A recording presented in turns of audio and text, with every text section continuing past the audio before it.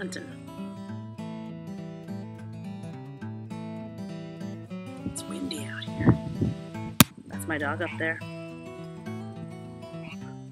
Hi guys, welcome to blog number 9. So today I want to talk directly to the ladies out there about hunting and why you should consider taking it up. It might be one of the most rewarding skills and hobbies you never knew you didn't have. I fell in love with hunting just a couple of years ago, and now I'm a licensed hunter for deer and bear, as well as turkeys and small game. I'm an apprentice falconer, so when I'm not using a gun to hunt, I also hunt with a hawk, where I use the hawk as the weapon instead of a gun. Or at least I'm learning to.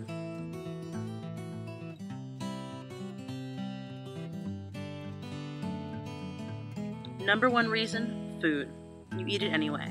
You might as well really enjoy the fact that the food you put on your table is food that you helped to bring to the table.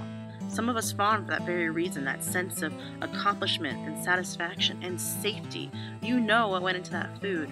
Well, when you're hunting, there's nothing more free range than venison. There's nothing more natural than turkey breast from a turkey that you took in the field.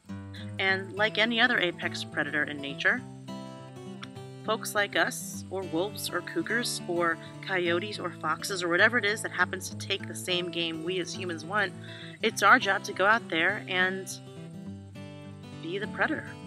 I'm really comfortable with my predator-prey relationship in life. I'm entirely okay with taking animals for food.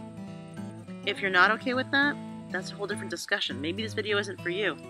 But if you are already a meat eater, you might want to consider going out there and being a part of the oldest, most exciting and primal story humankind has. And that is to go out as a predator person and learn what it's like to stalk, hunt, and feed yourself for another day.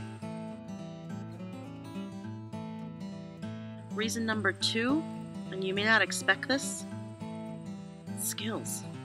Hunting is a hobby that includes so many skills that transfer into other parts of your life. Hunting in general is an umbrella term, right? But what hunting includes is the ability to know how to use safely and effectively a firearm, which can be translated into other parts of your life, like self-defense or self-confidence. It also includes things like tracking, learning how to follow game trails, knowing when and where animals are going to be.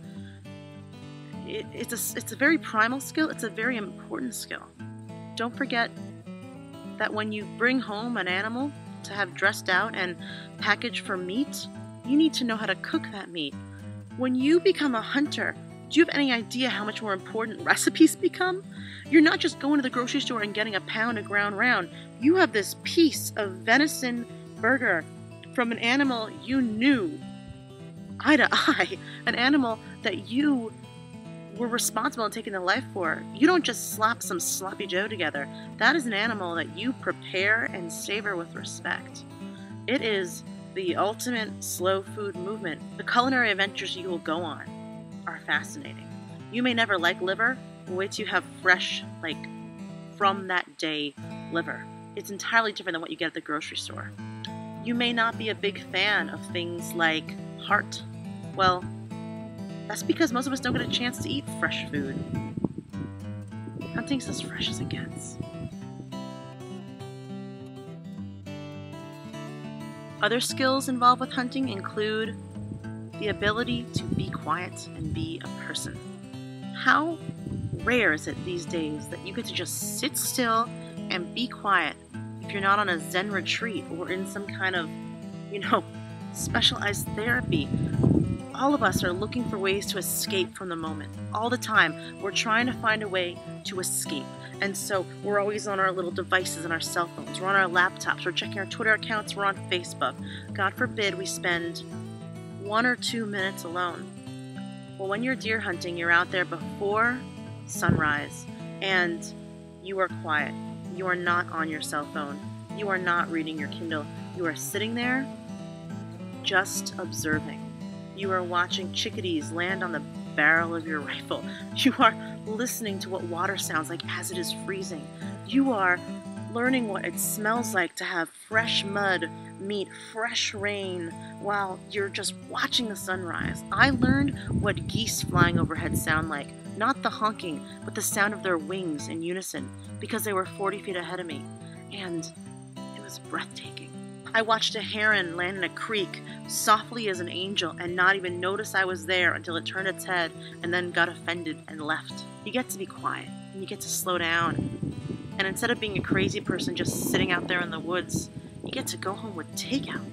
It's wonderful.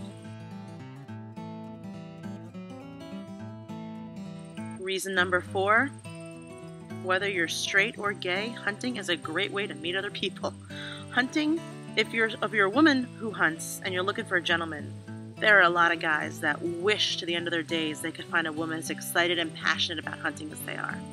If you're a lady looking for a lady or a gentleman looking for a gentleman, there are few ways to be as intimate with another person as stalking and hunting together.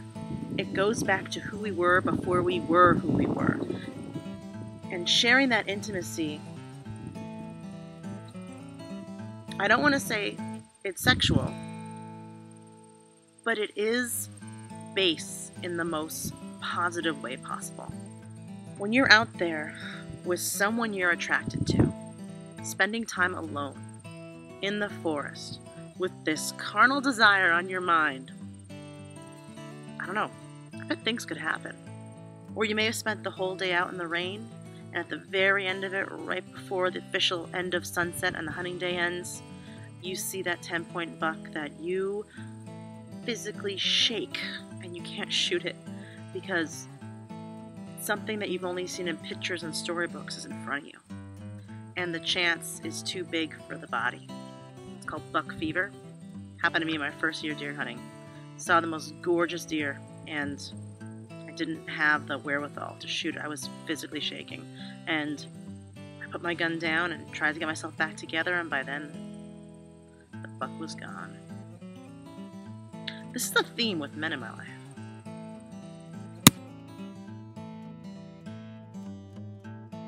Hunting story, how you got that animal, the whole day leading up to it, the taking it home, the meals you prepared with it, the drives there and back, the weather. You can when you're eating that piece of, you remember the hunt with the pheasant. You remember the dog and how it wagged its tail. You remember how the rain felt when it hit you off a branch. You remember the sun. You remember how you squinted. You remember exactly where the gun was pointed. It is such a primal experience that it stays within you as if it is instant nostalgia. It's the original Instagram, that primal way you hunt. And I love those stories. And you can't get those stories any other way. I mean, talking about the day that you stalked an antelope for, 67 minutes walking down a steep ravine in Wyoming is going to be a very different story than, yeah, Bob had this kale for sale at the farmer's market. It's raining there a lot. I got 4 bunches. I used a credit card. I mean, there's nothing wrong with eating kale. I love kale. Nobody loves kale more than me. Trust me. However, having that kale from the farmer's market or from your garden, roasting underneath that turkey you hunted on a beautiful October day with friends and family, that kale's gonna taste a lot better. So thanks for watching, guys. Thanks for being a part of the vlog. If you enjoyed this, please hit the like button, please share it with friends, and subscribe. It's free to subscribe, and what that means is that these videos are then emailed directly to you as soon as they upload. You don't have to check my blog, you don't have to wait for me to post it on Facebook or Twitter. You just get it emailed right to you. And it shows Twitter that folks are interested in what Cold Antler Farm and I have to say, which can only help keep this farm going strong. So get out there, go hunting, enjoy the wilderness, enjoy good food, enjoy great stories, and please keep coming back and we'll talk about this some more sometime.